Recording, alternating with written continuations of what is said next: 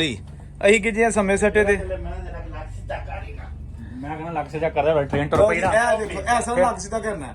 ਆਜ਼ਾਦ ਭਾਈ ਲੱਗ ਸਿੱਧਾ ਕਰ ਦੇ। ਹਾਂ ਉਹ ਨਾ ਤਰੂਸ ਆ ਗਿਆ ਅੱਖ ਖੁੱਲੇ ਆਣਾ ਦਾ ਲੱਗ ਸਿੱਧਾ ਤਰੂਸ ਆ ਗਿਆ ਹੋਵੇ ਇਹ ਜਰਮਾਨੇ ਦੀ ਇਹ ਜਨਾਬ ਇੱਕ ਸੀਟ ਹੈ, ਇਹ ਜਿਹੜੀ ਇਹ ਤੋਂ ਬੰਦਿਆਂ ਦੀਆਂ ਆ ਥੱਲੇ ਗੰਦ ਗੁੰਦ ਸੁੱਟਣ ਵਾਸਤੇ ਇਹ ਡਸਟਬਿਨ ਥੱਲੇ ਹੈਗੀ ਹੈ ਤੇ ਆਹ ਹੋ ਗਈ ਸੀਟ ਬੱਚਿਆਂ ਲਈ।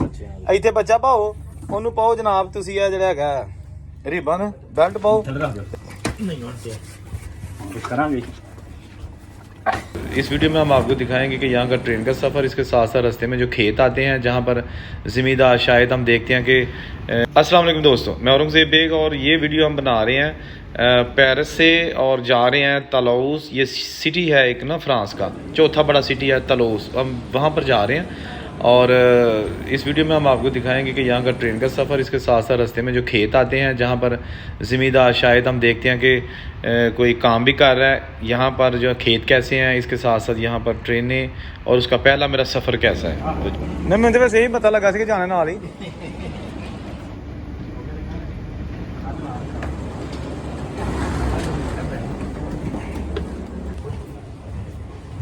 लो जी डब्बे च ही गए आ।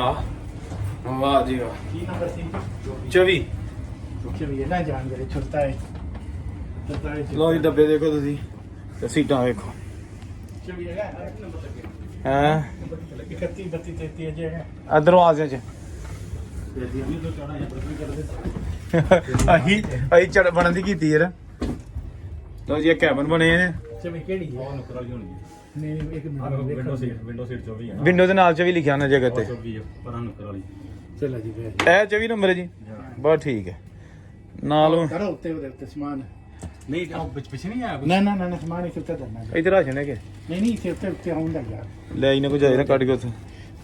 उधर फड़ो ਲਓ ਜੀ ਇਹ ਜਨਾਬ ਸਾਡਾ ਡੱਬਾ ਲੱਭ ਗਿਆ ਕੈਬਨ। मैंने तो यार मेरा को ना पे सही आख थल रख दे नहीं होते कुछ करांगे चलो ਆਹ ਠੀਕ ਹੈ ਕਿ कोने ਲਓ ਜੀ ਇਹ ਹੈਗੀਆਂ ਸੀਟਾਂ, ਠੀਕ ਹੈ। ਤੇ ਇਹ ਕੀ ਹੈ ਜੀ? ਇੱਥੇ ਲੰਮੇ ਪੈ ਸਕਦੇ ਹੋ ਲਓ ਜੀ ਇਹ ਹੈਗਾ ਹੈ ਕਿ ਬਰਥ ਟਾਈਪ ਜ਼ਮੀਨ ਤੇ ਕਾਰਪੇਟ ਪਿੱਛੇ ਹੈ। ਬੱਚਿਆਂ ਦਾ ਖੇਡਣ ਵਾਸਤੇ ਤੇ ਜਗ੍ਹਾ ਇਹ ਭਾਵੇਂ ਬੱਚੇ ਇੱਥੇ ਬਹਿ ਕੇ ਚੌਂਕੜੀਆਂ ਮਾਰਨ, ਜੇ ਤੁਸੀਂ ਵੀ ਲੱਗ ਸਿੱਧਾ ਕਰਨ ਤੇ ਕਰ ਲਓ। ਤੇ ਇੱਧਰ ਫੇਰ ਆ ਗਿਆ ਜਨਾਬ ਸੀਟਾਂ, ਹਾਂ ਜੀ ਇਹ ਸਮਾਨ ਰੱਖਣ ਲਈ। ਤੇ ਇਹ ਵਿੱਚ ਆ ਗਈ ਗਲੀ। ਅਸੀਂ ਕਿ ਜੇ ਸਮੇਂ ਸੱਟੇ ਤੇ ਮੈਂ ਕਹਿੰਦਾ ਲੱਗ ਸਿੱਧਾ ਕਰਦਾ ਵਾ ਟ੍ਰੇਨ ਟੁਰ ਪਈ ਨਾ ਇਹ ਦੇਖੋ ਐਸਾ ਲੱਗ ਸਿੱਧਾ ਕਰਨਾ ਹੈ। ਆਜ਼ਾਦ ਭਾਈ ਲੱਗ ਸਿੱਧਾ ਕਰ ਦੇ। ਹਾਂ ਉਹ ਨਾ ਤਰੂਸ ਆ ਗਿਆ ਅੱਖ ਖੁੱਲੇ ਆਣਾ ਦਾ ਲੱਗ ਸਿੱਧਾ ਤਰੂਸ ਆ ਗਿਆ ਹੋਵੇ ਇਹ ਜਰਮਾਨੇ ਦੀ ਅੱਛਾ ਇਹ ਜਨਾਬ ਇੱਕ ਸੀਟ ਹੈ, ਇਹ ਜਿਹੜੀ ਇਹ ਤੋਂ ਬੰਦਿਆਂ ਦੀਆਂ ਆ ਥੱਲੇ ਗੰਦ ਗੁੰਦ ਸੁੱਟਣ ਵਾਸਤੇ ਇਹ ਡਸਟਬਿਨ ਥੱਲੇ ਹੈਗੀ ਹੈ। ਤੇ ਆਹ ਹੋ ਗਈ ਸੀਟ ਬੱਚਿਆਂ ਲਈ। ਇੱਥੇ ਬੱਚਾ ਪਾਓ, ਉਹਨੂੰ ਪਾਓ ਜਨਾਬ ਤੁਸੀਂ ਇਹ ਜਿਹੜਾ ਹੈਗਾ ਰਿਬਨ बेल्ट ਪਾਓ ਤੇ ਬੱਚਾ ਜਿਹੜਾ ਨਾ ਵਿੱਚ ਆ ਗਿਆ। ले जी दोपहर के 2:45 पर ये ट्रेन पेरिस के रेलवे स्टेशन से चल पड़ी है और रात को 9:20 पर इसने पहुंचना है तलौस, जो कि पेरिस का सिटी है जहां मैं जा रहा हूं। यासर भाई है वहां पे, उनसे मुलाकात होगी, उनके पास ठहरूंगा।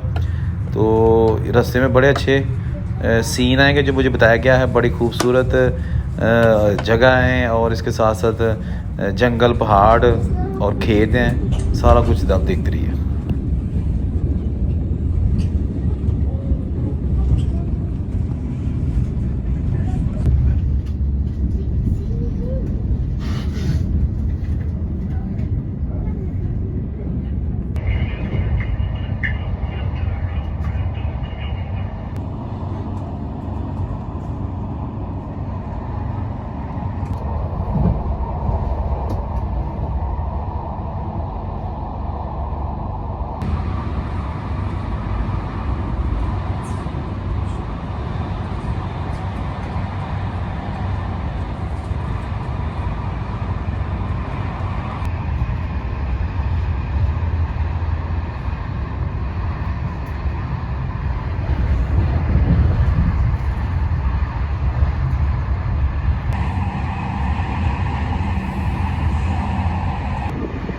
अच्छा जनाब, शहर से हम बहुत दूर निकल चुके हैं और ये अब खेत आ गए हैं, हरे भरे खेत। यहाँ पर जनाब फसलें उगाई जाती हैं, चारा होता है, इसके साथ साथ सब्ज़ियाँ होती हैं।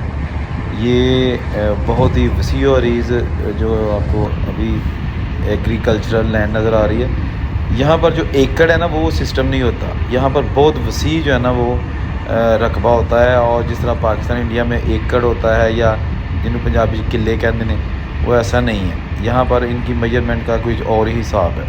ठीक है जी।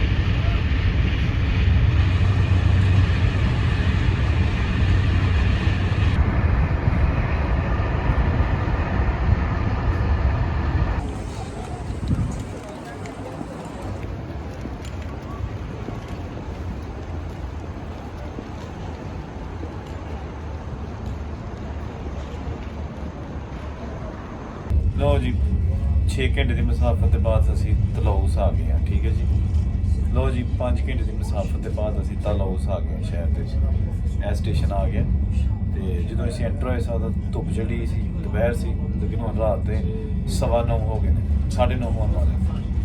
तो यह असी जनाब आज का साਡਾ सफ़र। ठीक है। यह कैबन जिहदे असी आए हैं, रश नहीं ज़्यादा है। ठीक है ना जी। यह समान रख लिया।